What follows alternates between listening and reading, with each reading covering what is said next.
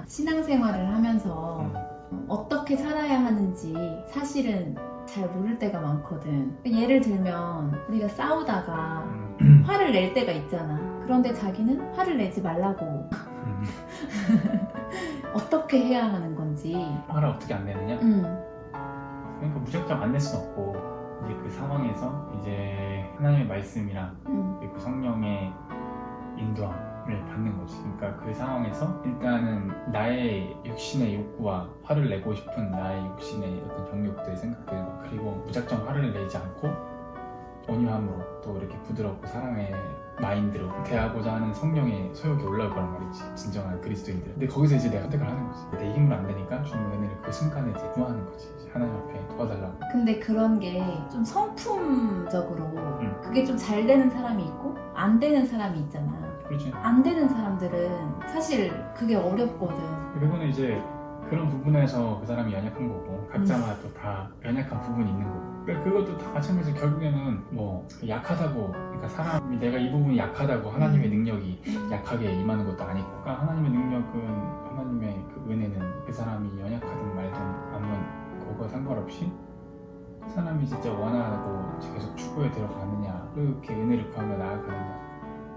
한 번에 안 되지. 한 번에 안 되고 계속 훈련을 해나가는 거지. 그걸 인식하는 거지. 화를 낼 때 그냥 무작정 막 화를 냈다면 이제는 인식을 하는 거지. 아, 화가 올라올 때 지금이구나. 지금 내가 주님을 의지하니까 내 안에 또 화라는 게 있어.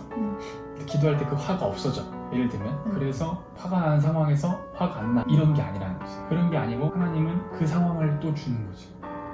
계속?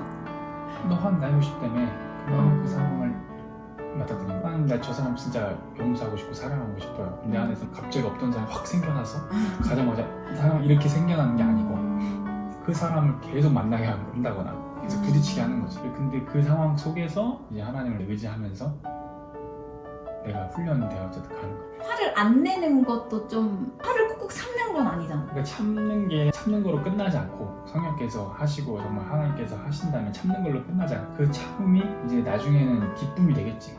참음이 그 사람에게는 전혀 문제가 되지 않는, 그냥 자연스럽게 참아지게 되는 쪽으로 이제 인도함을 받는 거, 성령의 소욕을 딱 그 사람이 변화되는 거죠, 실제로. 그러면은 그리스도인은 화를 내면 안 되는 건가? 어떤 상황이냐에 따라 사실 다 다르지. 예를 들어 이런 질문이 있을 때 뭐 예수님도 화냈다 막 그러는데, 그럼 불의에 대한 불의하고 정말 잘못된 건데 말 한마디 안 하고 이런 건 아니지. 그거에 대해서 말할 때는 해야 되고 하는 거지만, 그럼에도 불구하고 어떤 뉘앙스나 어떤 태도가 있잖아. 무례하다가 그렇다고 해서 화낸다 그래가지고 막 다 무례하게 할 수는 없는 거지. 그거는 그리스도 성품이 아니지.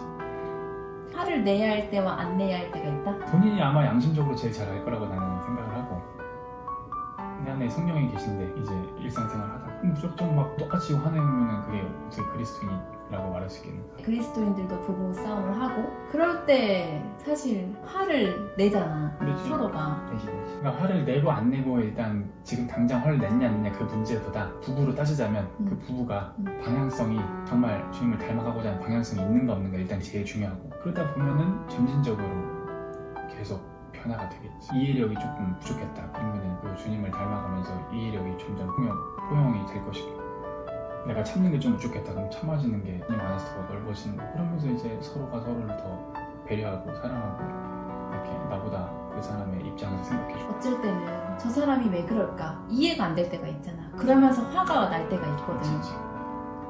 그런 게 당연히 이해가 안 되죠. 다 각자 다른 환경에서 다른 기질과 성격을 가지고 자라났는데 어떻게 같을 수가 있겠냐. 그럼 사람 아니고 로봇이지 그러는데, 이건 맨날 얘기하잖아. 그러니까 틀린 게 아니고 다른 거다. 그러니까 이해가 안 가는 부분이 있으면은 그거를 이제 계속 구하면서 나아가는 거지. 그러니까 그게 살아가면서 수만 가지의 상황이 있고, 또 이렇게 어떤 정답을 딱 줄 수 있는 건 아닌 것 같고, 방향성이 제일 중요한 거 같아요. 이 사람의 중심과 방향성이 정말 주님을 닮아가고 사랑의 사람으로 변화되고 하나님의 성품을 담고자 하는 그 마음이 있는가, 그게 제일 중요한 것 같고, 그 중심을 가지고 수만 가지의 상황 속에서 주님을 의지하면서 성령님께 의지하면서 주님께 인도함을 구하면서 가다 보면은 뭐 부부마다 가족마다 상황이 다 다르고 케이스가 다 다른데, 어떤 하나의 기준을 딱 주고 나서 이 기준에 합당하지 않으면 다 잘못된 이건 아니고, 상황마다 환경마다 다 다른 건데. 감정을 다스려라 이렇게 얘기를 하잖아. 그러니까 내가 다스리려고 하면 못 다스리고, 성령의 소욕을 쫓아 내 의지가 들어가지만 나 혼자 하는 게 아니고, 그래서 은혜라는 그 능력이 있는 거죠. 하나님의 능력. 우리가 할 수 없는 것을 하게 하고 변화될 수 없는 것을 변화시키시는 하나님의 능력이 우리 가운데 주어지잖아. 겸손하게 하나님 앞에 엎드리면 그걸 주시니까 그거를 이제 또 붙들면서 계속 가는 거지.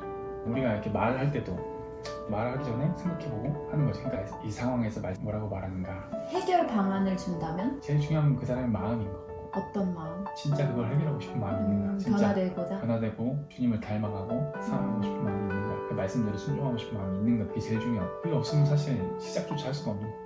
그 마음이 변치 않고 계속 있어야 되고, 그 순간에 이 마음이 정리가 되고, 평상시에도 어떤 문제로 자주 부딪힌다. 누구랑 이 사람이랑 자주 부딪히는데 또 부딪힐 것 같은 상황이 옵니다. 분명히 올 것입니다. 근데 그 상황 가운데 이전과 다른 반응을 보일 수 있도록 하나님 나에게 은혜를 베풀어 달라고. 그래서 그 상황에 왔을 때 떠오를 수 있도록.